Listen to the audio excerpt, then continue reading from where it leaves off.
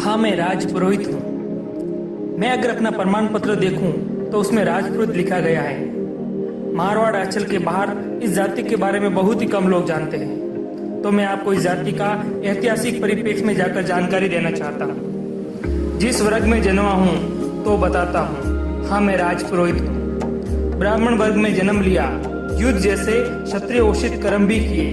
एक अनोखी जाति हूँ जिसमें ब्राह्मण के गुण और क्षत्रियों के कर्म दोनों स्थापित हैं। खान पान में मांस मदिरा से मैं सदा दूर रहता हूँ, पर मारवाड़ में ऐसा कोई युद्ध नहीं लड़ा गया जिसमें मेरी सहभागिता न रही हो।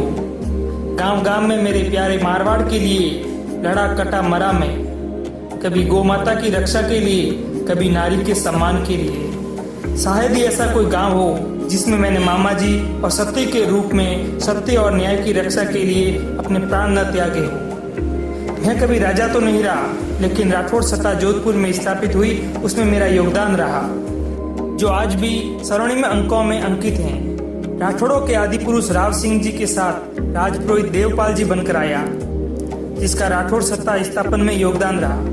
कभी प्रताप सिंह बनकर गिरी सुमेल के युद्ध में अप्रिम शौर्य दिखाकर राम मालदेव का माथा ऊंचा किया। कभी दलपत सिंह बनकर धर्मत का युद्ध औरंगजेब के खिलाफ लड़ा। जिस प्रकार में लड़ा उसको याद करके तत्कालीन महाराज जसवंत सिंह भी फूट फूट कर रोए। कभी केसरी सिंह बनकर अहमदाबाद युद्ध में मारवाड़ की ओर से लड़ते हुए महाराज अभय सिंह जी को विजयश्री दिलाई। कभी गुमान सिंह बनकर राजा मान सिंह के प्राण बचाए, उस पर चल रहे बाहर को खुद के ऊपर लेकर प्राण त्याग दिए, लेकिन मारवाड़ का मान कायम रखा। कभी बीकानेर में वीर जगराम सिंह बनकर बीकानेर की रक्षा की। उसके बाद उनके राज परिवार का विवाह मेरे आशीर्वाद लेकर ही संपन्न होता है। वैदिक काल की बात करें तो मैंने ब्रह्मवंशी रदीशी बनकर संसार की रक्षा हेतु अपनी हड्डियां दान तक दे दी। कभी परशुराम बनकर आतिथ्यों का संहार किया और अहंकार में मध्यमय में दूर राजा वंशियों का मर्यादा का पाठ पढ़ाया। कभी द्रोणा बनकर पांडवों को धर्म की स्थापना के लिए शिक्षित किया, फिर हजारों साल तक निर्धक रहा, भूखा प्यासा रहा, लेकिन सनातन की रक्षा के लिए वेद पुराण गा गा कर सुनाता रहा, पर धर्म को जीवित रखा। फिर मध्यकाल के कालखंड में मैंने चाणक्य बनकर अहंकार में डूबे धनानंद को पल चिन्हित कर चंद्रगुप्त जैसे बालक को पदाचित किया, और तभी मेरी शिखा खुली। सरक संहिता और सूचक संहिता जैसी पुस्तकें मैंने लोक कल्याण हेतु रची। जब मेरा इतिहास देखोगे तो केवल और केवल त्याग दिखेगा।